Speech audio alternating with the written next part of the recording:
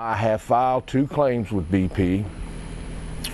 My first claim I filed in May for loss of business, and they really did not want to talk to me about my business, but they wanted to talk to me about my boats, and at that time I had 2 bait boats working. And I told them my boats were working, and although my money may not be as great, my boats are working, and I am paying my people. But my business is off, and I need some supplementary money to keep me going because I've just come through a long winter. I said, well, Mr. DiNero, you know, first question I ask you is if you are in any litigation with them yet. And I said, no, I have not talked to an attorney about this, which about 3 days after the thing blew up, there was, I'd say in the first 3 days, there was probably 10 or 15 attorneys come by, give me their cards, wanting me to sign up with them quickly because of what was happening and what's going to be happening in the long term, which I did not do that at all, and I have not done that. And I have a personal friend of mine that's an attorney, and we've talked about things, you know, and he's not a dummy, nor am I, but you know, if I could get this settled without going through more litigation, and I'm not a greedy person, so I mean, but I need to have some restitution for what I've lost. So on that first claim, the guy said, well, we really can't do anything about the business, but if you will bring me all your documentation for your commercial license on your shrimp boats, this, that, whatnot,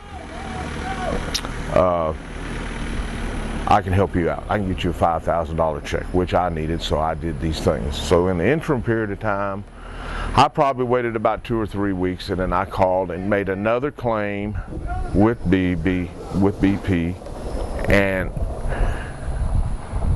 was sent back to the same office, dealt with the same guy that I dealt with the first time. He told me that I needed to bring in more documentation, which I had brought him my 2007-8, my extension on my 2009 taxes, all my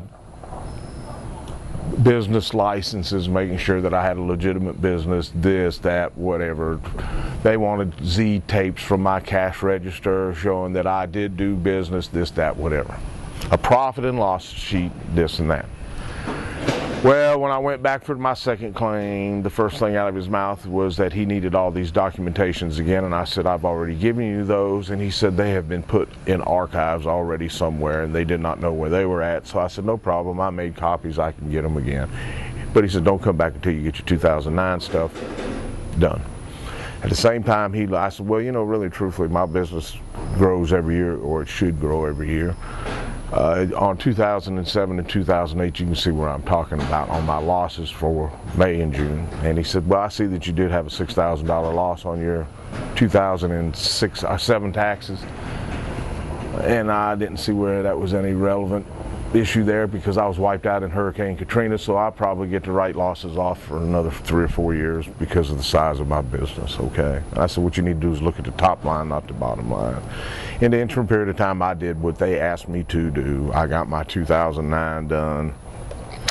I took that with the rest of the stuff that they asked me for. I had turned this in approximately about July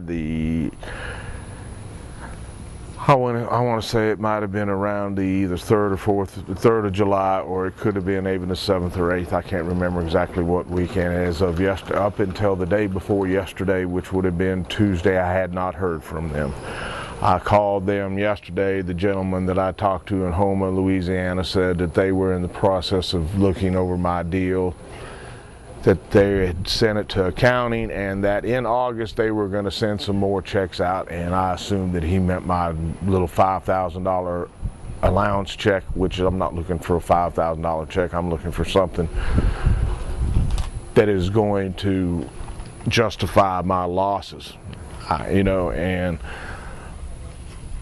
this guy told me he wanted a profit and loss sheet for July, and I don't understand why he needs that because July is not even over with, so he's just giving me the runaround. So today when I get done with you, I'm going to get back on the telephone and try to find out why he needs something from July.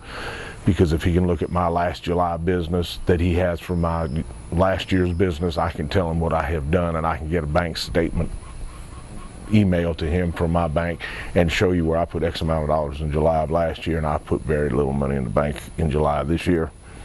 And you've been here probably for a couple hours now, and I've noticed the influx of customers you've seen me running in my door. So I mean, we're not doing anything, and it's not because of Kenny DiNero or my black dog down here. It's because of BP and the water's being closed and people aren't fishing, and that's how I make my money. So I don't know what I'm going to do. I know that I've never quit before. This is something that you don't know the long-term effects, and really and truthfully, if these people would get right with me, I can weather this out. I really and truthfully have lost my money-making months. If I can break even in July, for July, which I know I cannot break even, I'm going to lose big time in July. If I can get enough restitution from them to get me through, if they'll pay me what I've lost in business, I can get through this winter, put that money in the bank, and do what I got to do, and then I'll be ready to rock and roll next year if there's not any long-term effects from this.